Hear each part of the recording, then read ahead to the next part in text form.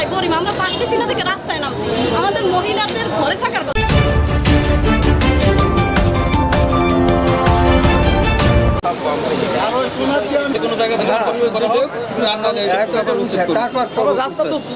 রাস্তা তো বড় হইতেছে না, রাস্তা আগলে নিয়ে আছে।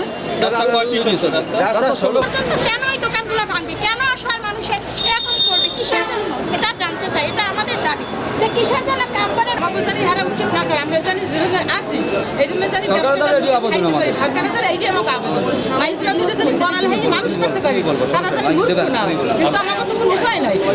নিশ্চয় আমার মাইজলা পড়ালে হয় করে মানুষ করবে বিলম্বের করবে। অসহায় গরিব, আমরা পারতেছি না দেখে রাস্তায় নামছি। আমাদের মহিলাদের ঘরে থাকার কথা, সেখানে আমরা রাস্তায় নামছি অসহায় দেখে। আজকে আমাদের ছেলেমেয়ের সংসার, ছেলেমেয়ে লেখাপড়া করাই, নিজেদের সংসারটা চলে। রাস্তা এই জায়গাতে আছে 10 ফুটের মতো, কিন্তু ওই পাশে রাস্তা 10 ফুটই আছে, তারপর বাড়তি এত কেন লাগে? আর এই জায়গাতে দোকানগুলো হকাররা, দোকানদার বিন্দু, এরা এদেরকে উঠাই দিতে চায়। এরা তো অবৈধভাবে কিছু নাই, দোকান নিয়ে ফুটপাতের মধ্যে একটু সাইডে জায়গায় বসে রয়েছে। এদের ন্যায্য দাবি এবং এই ন্যায্য দাবি মানার জন্য সরকারের কাছে উদারত আহ্বান জানাচ্ছে। কি কারণ আপনারা জানাচ্ছেন না?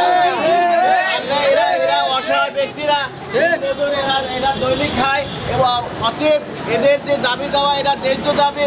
আমি উদারত আহ্বান জানাচ্ছি যে সিটি কর্পোরেশন জানি এরকম কোনো ব্যাপার পদক্ষেপ না নেয় এবং এদেরকে জানি বসবাস করার জন্য সুব্যবস্থা করে। ধন্যবাদ। আমি আব্দুর রহিম, SB TV, বরিশাল 22 নম্বর ওয়ার্ড। কথা ছিল